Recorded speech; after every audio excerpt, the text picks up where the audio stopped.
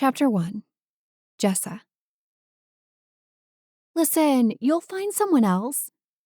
My former roommate now, shoved sparkly dresses from her closet into the open suitcase on her bed. She offered me a consoling smile, as though moving out 4 days before our New Yorker than hell rent was due somehow formed part of the regular landscape of life. My stomach bottomed out for the third time that morning as I watched Nicole prepare to walk away from our 2-bedroom in Brooklyn. I don't have the money, I croaked, my mouth desert dry. There's no way. Because there wasn't any way. I was a fresh transplant from Kentucky, less than 6 months under my belt, and just enough cash each month to make ends meet. I didn't have a spare month's rent saved up. I didn't have anything saved up, unless my hopes and dreams could be converted to currency somehow. I pressed a hand to my forehead, wishing I hadn't opted for the belted dress this morning. The pressure around my waist made me feel like puking. Jessa, trust me, Nicole called out after me as I stumbled down the hallway in search of fresh air or a hidden stack of money. You'll find something. People always do in New York. What the hell do you think I'm going to find? I shouted as I gripped the edges of the sink in our too-small bathroom. My Kentucky twang sounded louder than ever as I stared at my reflection in the mirror. A job as a stripper? Nicole, I'm too big for stripping. Nicole sighed loudly. What are you talking about? Anybody can be a stripper these days. All I'm saying is put your ear to the ground. Make a post or 2 on social. At this price, you'll have a replacement for me in 12 hours. A serial killer replacement, maybe, I shot back, studying the familiar contours of my face as a way to ground myself. I'd calmed myself the same way as a teen, when my mom got too loud with her boyfriend of the week in the living room, or the partying threatened to spill over and ruin my chill. I traced my hairline with my eyes, imagining a lead pencil tip following the curves. I drew my face in my mind's eye, imagining the scratch of pencil against paper as I reconfigured my own face and body as a fashion sketch. Drawing out my fantasy, via the perfect body, the perfect clothes, the perfect runway, was one of my tried and true methods of calming the anxious thrum in my chest. But I could only hold off the anxiety for so long. Rent was due in 4 mother-clucking days. You are underestimating the power of Manhattan, Nicole said in a sing-song voice as she continued to pack up her life and leave me in the lurch. I squeezed my eyes shut and let out a sigh. Pretty sure I'm not, I muttered to myself. If anything, I underestimated the power of life to throw me curveballs right when I was on the verge of achieving anything. I wasn't in New York just for funsies. I was here to start putting together the puzzle pieces of my future. The puzzle I'd let others convince me I couldn't ever solve.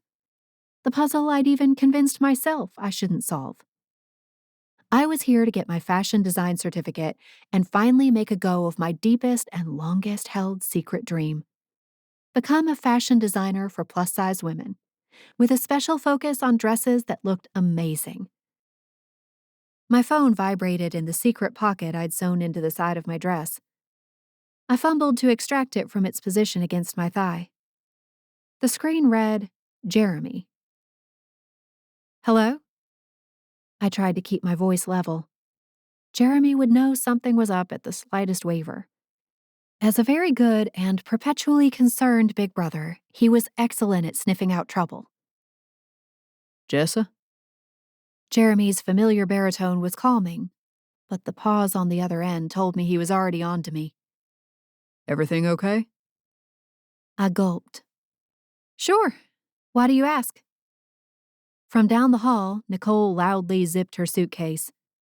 I looked back at my reflection in the mirror and imagined the pencil lines.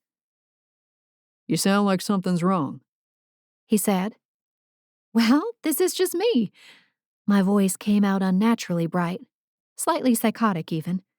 Just, being myself. Jessa, it's time. Nicole's voice broke through my pitiful attempt to keep it together. I let out an exasperated sigh. See, I knew there was something wrong, Jeremy said. Did I call it a bad time? What's going on? Nothing, I said, still committed to keeping up the ruse. I darted out of the bathroom, watching as Nicole rolled 2 wheeled bags to the front door of our overpriced shoebox. Can I call you back? All right, I'm leaving forever, Nicole stated dramatically with a little eye roll. She'd always been prone to theatrics, but then again, what struggling actor wasn't? Who's leaving? Jeremy hissed. I'll call you back. I swiped the phone off before he could pester me any more. My family loved to swarm like vultures on my New York adventure, waiting for the first sign of rot so they could dive in to tear apart the carcass of my dreams. Well, that might have been a bit strong for Jeremy, but my daddy, mom, and older sister were licking their chops waiting for me to fail. Any excuse to tell me to pack it up and head home. And on days like this, I wondered if maybe they were right. I was just biding my time until the vulture of New York came barreling toward me. Are you sure you want to do this? I asked Nicole, holding out my arms for a hug. We'd grown close in our months together, as close as random passengers on the struggle bus in New York could grow, which was something just shy of family. Jessa, you will be fine. I just have enough sense to hang up my theater hat. You, on the other hand, you have too many designs you should hang up, literally, on a clothing rack in the best boutiques in Midtown. I belong in Peoria. Peoria? I spat. Yeah, Peoria, Illinois. I'll pay a third of what I paid here and still be able to afford cocktails on the weekend. I'll get a job serving tables. Lord knows I've gotten lots of experience with that here. Even though I hated her for leaving me, I also understood that this was the constant churn of the Big Apple, a churn that I could soon be victim to. Good luck, I guess. We hugged tightly, but briefly. When we parted, she offered me a sad smile. You'll be fine, she repeated, tucking her blonde hair behind her ear as though the motion guaranteed it. Then she rolled her things out of my life forever. Once the door shut behind her, anxiety drilled down into my gut like an oil-seeking expedition. I pressed a hand to my forehead. This felt like a 4-alarm emergency. Jeremy called again, just as I thought maybe I'd pass out. Can you talk now?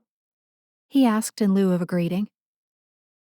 My roommate just moved out, I said past dry lips.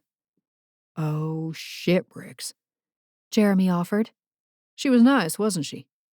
Very nice, I confirmed, until that whole last-minute decision to move out of our apartment thing. Where's she moving? Peoria? Peoria? It's in Illinois, I said, as though I hadn't just learned it 30 seconds ago. Well, look at you, Miss Geography. What's in that weird-sounding city? Lower rent, I guess, I grumbled. I know a place that has real low rent. Jeremy said, extending his drawl in the way that told me a fatherly lesson was around the corner. Oh, Jeremy, don't. It's called Oakville. You heard of it? I heaved the most annoyed little sister sigh I could muster. I do not need your sass right now, Rents are so low they're free, little sister. he went on, oblivious to my pleas. You've got a nice twin bed with your name on it at my house. Besides, Louisville ain't too far from Oakville. It's an easy commute, and you can get plenty of that city culture you like so much. He was referring to the bed in his spare room I'd used briefly after breaking up with my ex-boyfriend Tommy. It had seemed safe until Tommy started showing up in the bushes of Jeremy's front landscaping nightly, tapping on my window with the rim of his bush light and begging me to forgive him. One of the downfalls of crashing with your brother in your hometown. Not only does everyone know your name and your history, they also know which window to peep through when harassing an ex-girlfriend. But forgiveness was not in order after I discovered Tommy's lies and manipulation throughout the end of our relationship. That twin bed isn't a refuge anymore, I reminded him. Way too close to Tommy for my comfort. Tommy has moved on. Jeremy said on the heels of a sigh. Has he? I doubted very much that my ex-nightmare, who spent 6 months lightweight stalking me after I broke things off with him, would fully move on from any woman who had spurned him. If anything, he was spinning more complex yarns about why I was the bitch, or even the butch. He'd love to accuse me of being a lesbian when I wasn't in the mood. Great guy, Tommy. 0 out of 10 did not recommend. All I'm saying is that if things fall through in New York, you can always come home. Jeremy had said this to me no fewer than 50 times since I'd moved to the Big Apple, which equated to roughly 2 times a week. I appreciated the sentiment. It was at least better than what I heard from my big sister Tara, which usually sounded like, "We know you can't hack it there, so why don't you just give up now?" "Thank you, Jeremy," I muttered. "But let me at least exhaust my options before I tuck my tail between my legs, okay?" What are your other options? I, I don't know yet, I spluttered, but I'll think of them. Nicole reminded me that stripping is always an option. Jessa Walton. I didn't dare mess with Jeremy when he used his dad voice. "I'm just saying." Shrieks on the other end of the phone interrupted me, which brought a smile to my face. I knew those girlish squeals. "The girls are home?" Jeremy sighed. Some sort of teacher and service day, I don't know. Had to call off work to pick them up. "Why didn't Chelsea go get them? I thought she worked swing shift." I welcomed the digression from my own problems. She's been going into work early lately. Jeremy said. "Well, tell Izzy and Hannah I said hello and that I'm not turning to stripping, so don't worry." My older brother let out a long, exasperated groan. How much do you have left in your savings? I swallowed hard. There had barely been a savings to begin with. I'd arrived in New York on fumes from my minimum wage job as a welding company's office assistant. As soon as I could escape, I did. All my accumulated funds had gone toward paying for fashion school and the triple rent, first month, last month, and a security deposit, required to get into my apartment. That was it. There was no wiggle room. I have— what was the least frightening way to say absolutely nothing? Enough to get by. So you have rent covered for next month. That was a hard no. Well, Jesus, Mary and Joseph. You know what, Jessa? If you won't come home, I'm sending help. I'm calling Damien. his words landed like a lead blanket. My hand shot out in front of me to put a stop to this suggestion, even though he wasn't here to see. "Hang on. What? You can't do that," I said, my lips dry for an entirely different reason now. "We don't need to get the Fairchilds involved." Why wouldn't I? They're the best friends I've got, and they're 2 miles from where you're sitting. Jessa, you know they'd help you in a heartbeat. Why can't I call them? My chest began a slow throb that indicated a pending heart attack. Because the suggestion betrayed a truth so unsavory, I'd rather fling myself on a spear than face it head on. Not only was Damien Fairchild my older brother's friend, he was my high school crush. The guy had stalked my fantasies and stained my attempts to date anyone else in high school, lest Damien secretly be in love with me and take my dating to mean that I didn't truly love him, which I did. And sure, I was a 27-year-old woman with enough curves to make a select group of grown men weep. But when it came to Damien, I'd always be the goofy, overweight little sophomore he'd never more than glanced at. Well, Jeremy prompted. My shocked silence must have worried him. "Please don't call him," I said feebly, though I knew it would do no good. "It's so humiliating. I'm broke and struggling. He's rich and wildly successful. He probably doesn't even remember me. Besides, Jessa, how could he forget you? He spent the entirety of his senior year at our house, sitting on the same couch as you. everything inside me deflated. I hated how much I still enjoyed those memories of Damien and I watching The Big Bang Theory while Jeremy dicked off somewhere else. Sometimes our elbows would brush, and I'd spend the entire weekend wondering what it might feel like to go to second base with him. I just don't want to be a charity case, I said slowly. You aren't a charity case. Jeremy said, a certain glee punctuating his words. Your family. I couldn't deny it. He'd found his angle, the rationale that would puncture any attempt I made to deflect his help. I hated him for it as much as I loved him for it. Jeremy wouldn't let me flounder. I had to acknowledge that. Even though everyone in my family wanted me to skulk back to Kentucky like an unsuccessful raccoon after rummaging through empty trash cans, Jeremy would make moves to help me see this New York thing through. And his reaching out to Damien was technically help, even though the mere thought of it made me want to shrivel up and die of embarrassment. I'm going to call him now, Jeremy announced. Hang tight. The phone went dead. I groaned so loudly that Nicole probably heard me on her way to Peoria. Seconds ticked by with a walloping slowness. I paced every square inch of my apartment over and over. Of course I knew what the Fairchilds were up to. Everyone in Oakville, actually everyone in Greater Louisville, knew what the Fairchilds were up to. They were practically the Kardashian family of our area, minus the butt lifting and heavy makeup. Everyone had an opinion about them, too. But one thing was certain. Nobody was more successful or more interesting than the Fairchild brothers.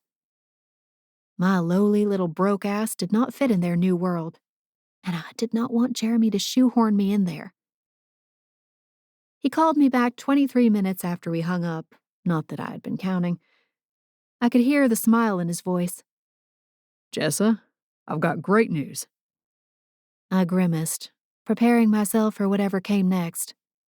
Yes? They've got a job waiting for you.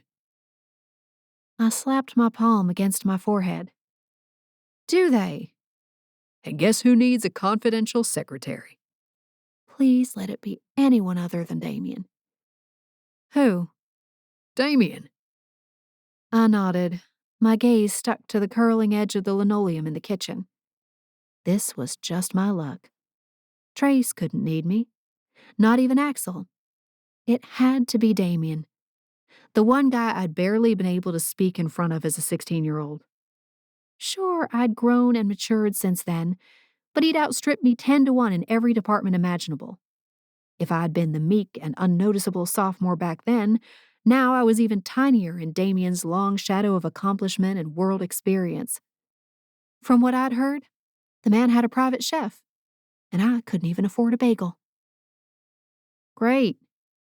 Even I could hear how devoid of enthusiasm I was.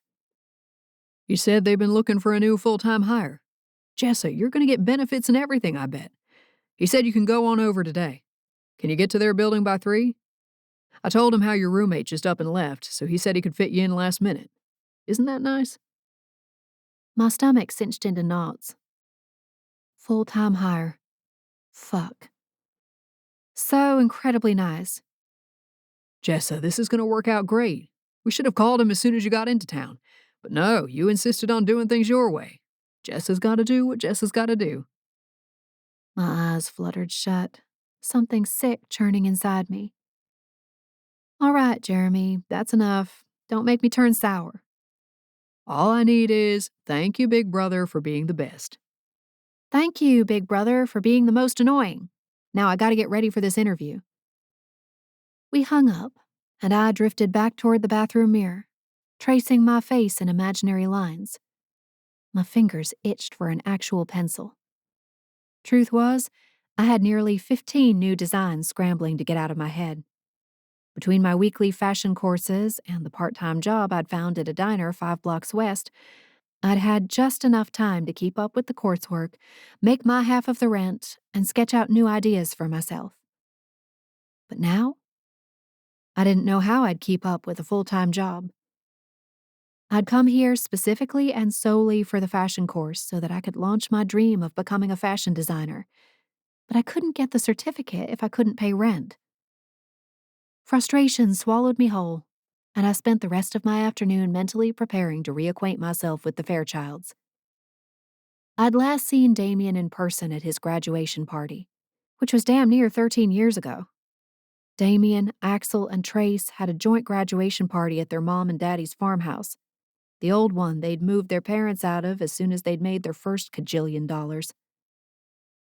I still remembered the autumn cherry tree near their driveway, the tree that masqueraded as normal, with tire swing and normal green foliage, until September rolled around when the thing turned into a fiery piece of artwork sent from heaven. And for whatever reason, that cherry tree was one of the earliest indicators that the brothers were destined to burn brighter and more beautiful than anyone else around them. After Deb Fairchild's extensive update one day in aisle 2 of the Save-A-Lot about Damien's hunt for the perfect marble countertops for his third home, I knew the brothers preferred the finer things now, which meant I had to look the part, even if I couldn't act it. I thumbed through the dresses hanging on the rolling rack in my bedroom, sifting through the best thrifted dresses I had, as well as some of my own designs. I settled on a high-waisted black dress with a 50s vibe and set to giving my mahogany hair soft finger waves. I gave myself a once-over in the full-length mirror hanging on the back of my door. Here we go, Jessa. Let's find a way to make it work. The subway ride to the financial district was about as uneventful as New York could get. That is, stuffed to the brim with fascinating characters, random shouts, an unsurprising number of stinky armpits for late October with unseasonably warm weather. Halloween was right around the corner, which meant stray zombies roamed the subway, along with the occasional sexy kitten and grim reaper. Once I'd made my way to the Fairchild building, I took a moment to compose myself in front of the tall, black building. You went to high school with these people. They're old friends. Nothing scary here. No, nothing scary about being the brokest bitch in Manhattan kneeling in supplication before one of the gods of Wall Street. Inside, the lobby gleamed with polished floors and expensive framed art. The elevator ride was hushed, reverent. On the 20th floor, the reception area for Fairchild Enterprises bustled with activity. Small groups of people gathered in intense conversations. A receptionist took my name, checked something on her computer, and then had me follow her. She deposited me in front of a closed door that read D. Fairchild, then strode away, mumbling something I didn't catch over her shoulder. I drew a fortifying breath. Damien Fairchild was an actual billionaire now, one I'd gone to school with a lifetime and a half ago. This mortifying dynamic couldn't get worse. I turned the knob of his office door and pushed it open, preparing the bright smile and enthusiasm I needed. The heavy door swung back to reveal a large office decorated in matte gray and black. Floor-to-ceiling windows overlooked the East River. Bookshelves lined the walls. A big wooden desk stood in the center of it all. Damien Fairchild leaned back in his chair, his eyes pinched shut. A brunette bobbed between his legs. I gaped, my hand shooting to my mouth. I knew instantly what was happening, more from feeling it in the air than anything else. Damien's eyes popped open, and his drugged gaze slid my way. The woman between his legs didn't stop. Every inch of my insides turned to cement. My eyeballs felt like they were seconds away from popping out of my skull. Whatever mortifying dynamic I had been afraid of had just gotten infinitely worse.